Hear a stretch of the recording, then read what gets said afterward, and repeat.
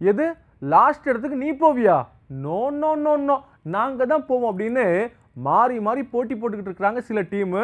இன்னொரு பக்கம் பார்த்தீங்கன்னா லாஸ்டா இனி நோ லாஸ்ட் அப்படின்னு சொல்லி வெகுண்டெழுந்து முன்னேறி இருக்கிறாங்க கொல்கத்தா. ஸோ இந்த மேட்சுக்கு அப்புறமா பாயிண்ட்ஸ் டேபிளில் என்னென்ன மாறி இருக்கு பார்த்துருவோமா?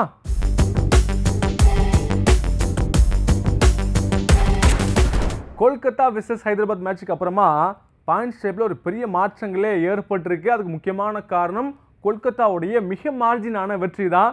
அந்த வகையில் ஃபஸ்ட்டு சில இடங்களில் மாற்றம் இல்லை. அதே மாதிரி பஞ்சாப் தான் ஃபஸ்ட் இடத்துல இருக்கிறாங்க. 2 மேட்ச் 2 வெற்றியோட ஜம்முன்னு உட்காந்துருக்குறாங்க. அதே மாதிரி டெல்லியும் பார்த்தீங்கன்னா 2 கேம் தான் ஆடி இருக்கிறாங்க.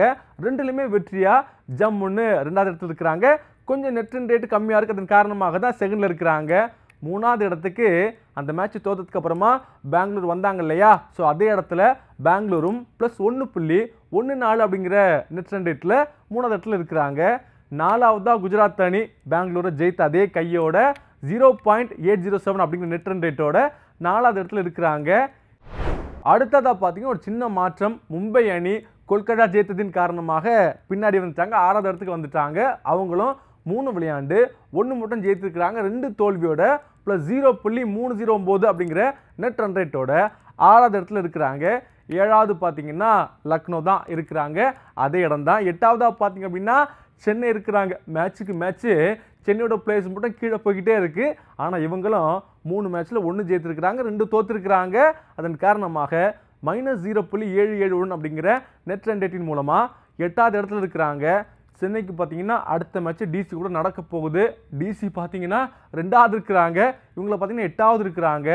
அந்த மேட்ச்சில் அதுவும் சேப்பாக்கில் நடக்குது இல்லையா? அந்த மேட்ச்சில் ஜெயித்து கொஞ்சம் நல்ல ரன் ரேட்டில் ஜெயித்தாங்கன்னா சென்னை நிச்சயமாக மேலே வர்றதுக்கான வாய்ப்பு இருக்குது. 9வது இடத்துல ராஜஸ்தான் இருக்கிறாங்க. அவங்களும் 3 மேட்ச் விளையாண்டு 1 வெற்றி 2 தோல்வியோடு இருக்கிறாங்க. கடைசி இடத்துல டீ ப்ரமோஷன் ஆகி வந்திருக்கிறாங்க ஹைதராபாத்து. 4 விளையாண்டு 1 தான் வெற்றி 3 தோல்வியோட கடைசி இடத்துல இருக்கிறாங்க. ஸோ இந்த லீகை பொறுத்த வரைக்கும் இப்போதைக்கு 3 போட்டி தோத்த ஒரே டீம்னு பார்த்தீங்கன்னா ஹைதராபாத்து தான். சூழல் இப்படி இருக்க களத்தில் இன்னைக்கு லக்னோவும் மும்பையும் சந்திக்க போகிறாங்க. 6க்கும் 7க்கும் போட்டி. இதில் யாராவது ஒருத்தர் நல்ல மார்ஜினில் ஜெயித்தா கூட டாப் 4 ஒரு மாற்றம் வர்றதுக்கான வாய்ப்பு இருக்குது கண்டிப்பாக.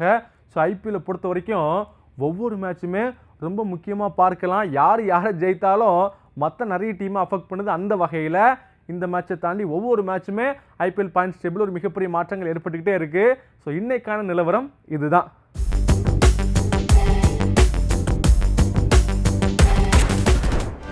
செய்திகளை உடனுக்குடனும் துல்லியமாகவும் தெரிந்து கொள்ள சப்ஸ்கிரைப் பண்ணுங்க.